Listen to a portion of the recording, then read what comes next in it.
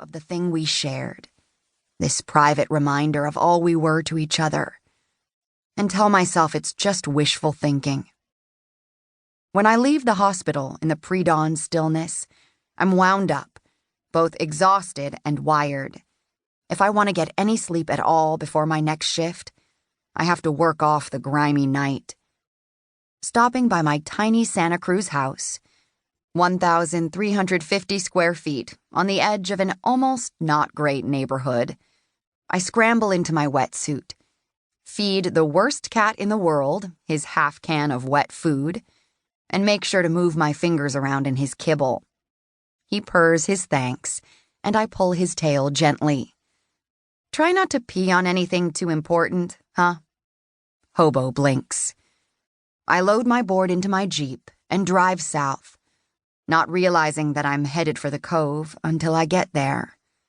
Pulling over into a makeshift space alongside the highway, I park and look down at the water.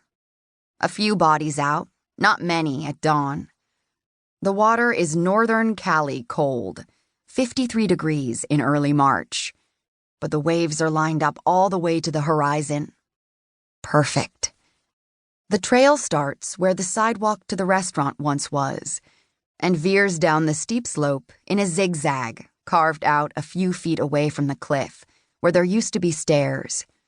Our own private access to the isolated, hidden cove.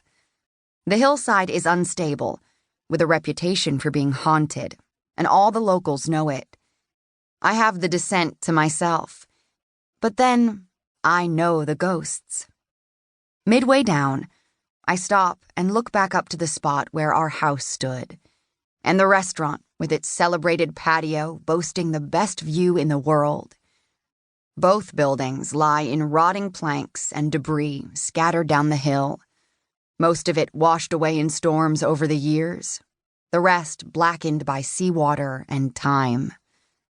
In my imagination, the buildings stand in spectral beauty, the sprawling Eden with its magnificent patio, and above it, our little house. Josie and I shared a room after Dylan came, and neither one of us ever minded. I see the ghosts of all of us when we were happy. My parents madly in love, my sister bright and full of boundless energy, Dylan with his hair pulled back in a leather string, racing us down the stairs so we could build a fire on the beach and make s'mores and sing.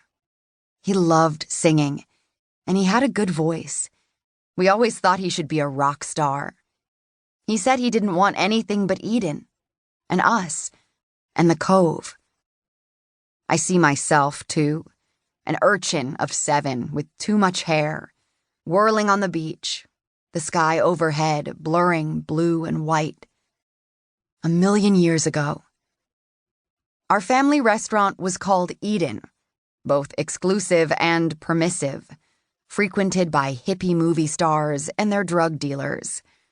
Our parents were part of that world, too, stars in their realm, each wielding power on their own terms. My father, the jovial, welcoming chef, with his hearty laugh and excessive habits. My mother on his arm, a charming coquette. Josie and I ran around like puppies, sleeping on the beach of the cove when we got tired, underfoot and ignored.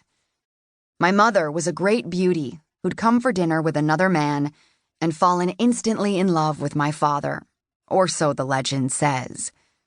But if you'd known him, you would know it was entirely likely.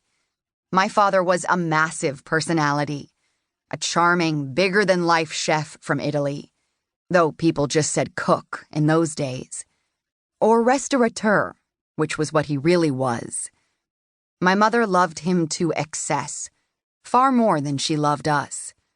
His passion for her was intense and sexual and possessive. But is that love? I don't know.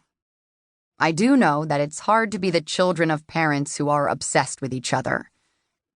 Josie thrived on drama the way my parents did.